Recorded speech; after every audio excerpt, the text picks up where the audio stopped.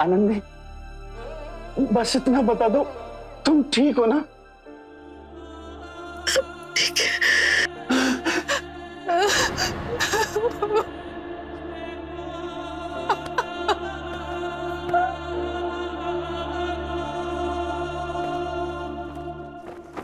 पापा, हम सच कह रहे हैं। अगर हमें पता होता ना कि वैभव घर छोड़ने वाला है, हम उसे रोक देते।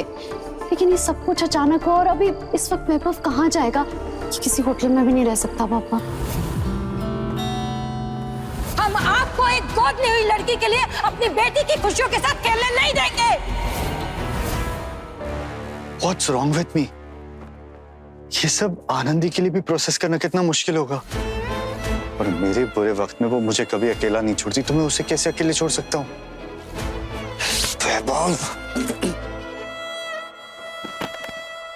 देख लिया ना अंकल आपने, कितनी बड़ी फ्रॉड निकली वो। मुझे तो पहले दिन से ही पता था कि वैभव के भोलेपन का फायदा उठा रही है वो।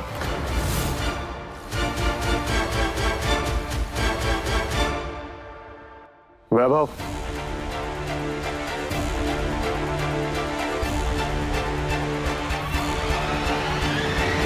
इंसान अपनी गलती से ही सीखता है, but it's all right।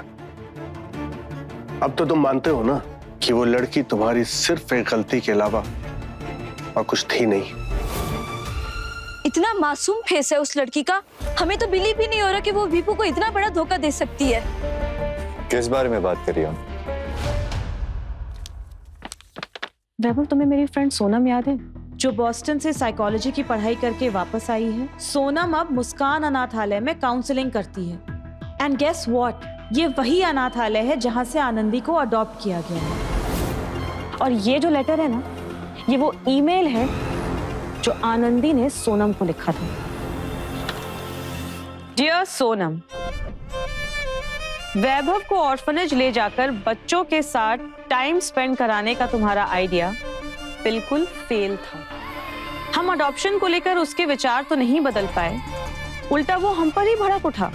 हम बहुत टेंशन में, क्योंकि एक ना एक दिन तो वैभव को ये सच्चाई बतानी ही थी कि हमें गोद लिया गया है। लेकिन कहीं उसने हमसे रिश्ता तोड़ दिया तो?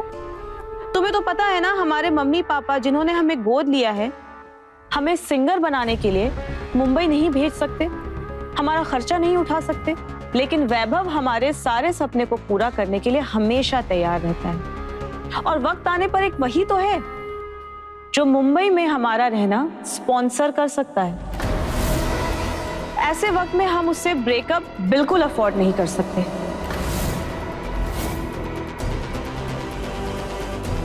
प्लीज मेरी हेल्प करो। आनंदी सिंह।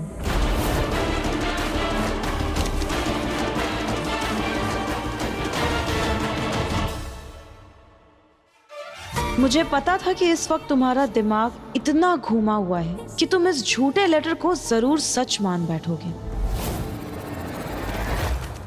मैं नहीं मानता इसे, ऐसा हो ही नहीं सकता, क्योंकि आनंदी ऐसी नहीं है। बेटा, हमें एक बात बताओ, जिंदगी में आगे बढ़ने के लिए, अपने फायदे के लिए, अपने मतलब के लिए तुम हमें सीढ़ी बनाकर हमारा इस्तेमाल करोगे? ये कैसा सवाल है मॉम? नहीं कर सकते ना, क्योंकि हम तुम्हारी मॉम हैं, वीरेन जी तुम्हारे डैड हैं।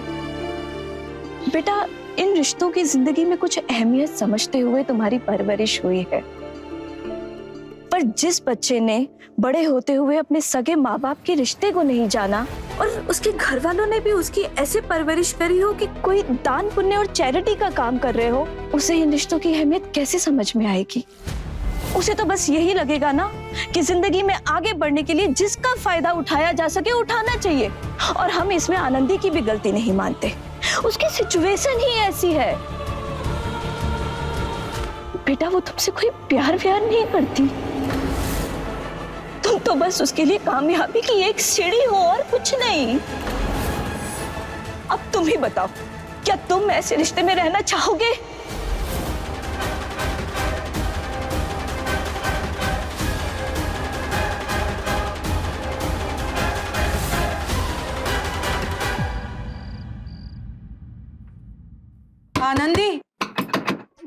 आनंदी दरवाजा खोलो। सुबह से रात हो गई है आनंदी।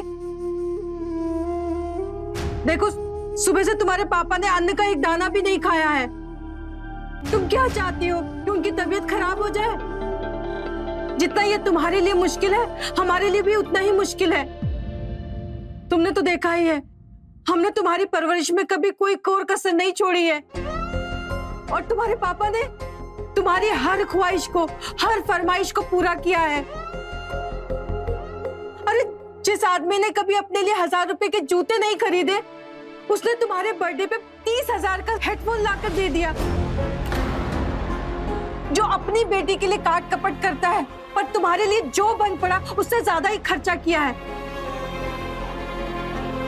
वरना अपनी औलाद होने के बाद कोई दूसरे के बच्चे के लिए इतना करता है क्या? बस भी करती हो या नहीं? और कितना जहर है तुम्हारे अंदर उगलने के लिए? अब बस भी करोगे कि हम यहां से कहीं चले जाएं? आनंदी, हमारे कहने का वो मतलब नहीं था बेटा, लेकिन तुम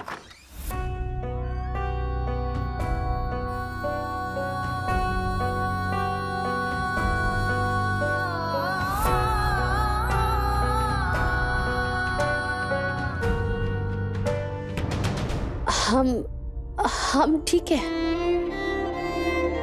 और अच्छा ही हो ना कि हमें सच्चाई का पता चल गया। और मम्मी, अगर हमें पता होता ना कि हमारी वजह से दीपू को कोई कमी हो रही है तो हम कभी भी। तुम ही ना आनंदी थी। तुम कहाँ मम्मी की बातों में आ रही हो? हमें तुम्हारी वजह से कभी कोई कमी नहीं हुई है ना पापा? आनंदी बेटा, हमारे लिए हमारी दोनों बेटियां एक बराबर, दोनों में कोई फर्क नहीं है। ये बात हमेशा याद रखना। किसी को भूख नहीं लग रही है? हमें तो बहुत भूख लग रही है। अरे मम्मी, खाने में क्या बनाया है? कुछ खाना दो ना। ठीक हो?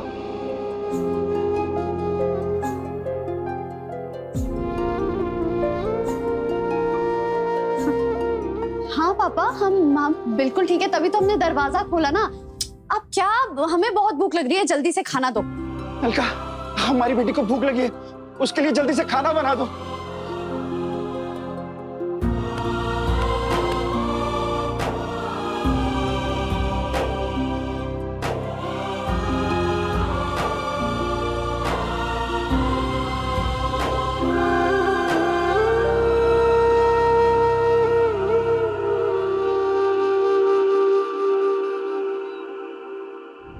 ए दिल जी ले जरा के लेटेस्ट एपिसोड्स कभी भी कहीं भी